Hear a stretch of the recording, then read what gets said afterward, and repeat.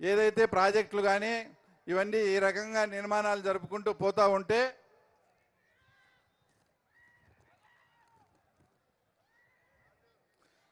ఆ తర్వాత ముఖ్యంగా కడప జిల్లాలో ఉండేది వచ్చేసి నిరుద్యోగ సమస్య. మన గత ముఖ్యమంత్రి 5 ఏళ్ళు పరిపాలన చేసి కడప జిల్లాకు ఒక్క పరిశ్రమ కూడా తేలేదని ఈ సందర్భంగా మీకు గుర్తు చేస్తా ఉన్నాం. తర్వాత ఈ మధ్యనే మన ప్రీతం ముఖ్యమంత్రి చంద్రబాబు నాయుడు గారు ఒక్క 10 రోజుల్లో జూన్ 10వ తేదీ జిందాల్ ఫ్యాక్టరీ వాళ్ళతో మాట్లాడినాం. తర్వాత స్టీల్ ప్లాంట్ కూడా తర్వాత ఇక్కడ పనులంతా కూడా ప్రారంభం జరుగుతాయని కూడా చెప్పడం జరిగింది.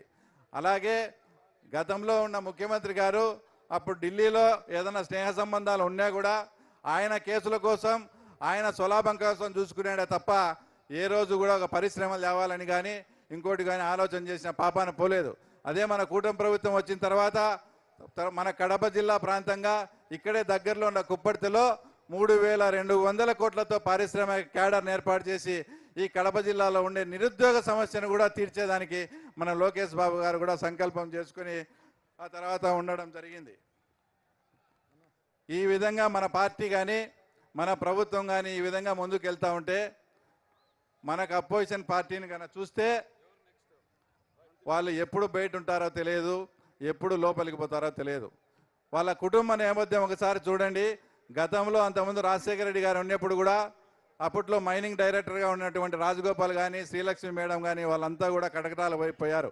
ఇప్పుడు జగన్మోహన్ రెడ్డి కూడా అదే పంతాలో ఐఏఎస్ ఆఫీసర్ అయినటువంటి ధనంజయ రెడ్డి కావచ్చు, ఐపీఎస్ ఆఫీసర్ అయినటువంటి సీతారామాంజనేయులు కావచ్చు, వాళ్ళ ఇష్టం వచ్చినట్లు వాళ్ళను అధికారాన్ని ఉపయోగించి ఈరోజు వాళ్ళంతా కూడా జైలు పాలై తర్వాత తొందరలో తర్వాత వీళ్ళు కూడా జైలు పాలయ్యే పరిస్థితి ఉంది. ఎందుకంటే సిబిఐ అభియోగాలు మోపిన తర్వాత ఒక పరిటాల మర్డర్ కేసు కావచ్చు, ఒక మద్దెల చెరువు సూర్య కావచ్చు, ఒక గాలి జనార్దన్ రెడ్డి కేసు కావచ్చు, అందరికీ కూడా శిక్షలు పడి తర్వాత వాళ్ళు డిస్క్వాలిఫై అయ్యే ప్రమాదం కూడా ఉంది. కాబట్టి వచ్చే మహానాడు కల్లా వివేకానంద రెడ్డి కేసులో అవినాష్ రెడ్డి కావచ్చు, లిక్కరు మిగతా కేసులో జగన్మోహన్ రెడ్డి కావచ్చు, వచ్చే మహానాడు కల్లా తప్పకుండా వాళ్ళు జైల్లో ఉండి వైసీపీ పార్టీ ఖాళీ అవుతుందని కూడా మీ అందరికీ కూడా సవినయంగా తెలియజేస్తూ, ముఖ్యంగా సార్ చివరిగా ఆయనే 30 ఏళ్ళ ముఖ్యమంత్రిగా ఉంటాడని భావించి మా పులివెందుల్లో అండర్ డ్రైనేజ్ సిస్టమ్లు కానీ అవన్నీ తవ్వేసి రోడ్లన్నీ అధ్వానంగా చేసిన పరిస్థితి.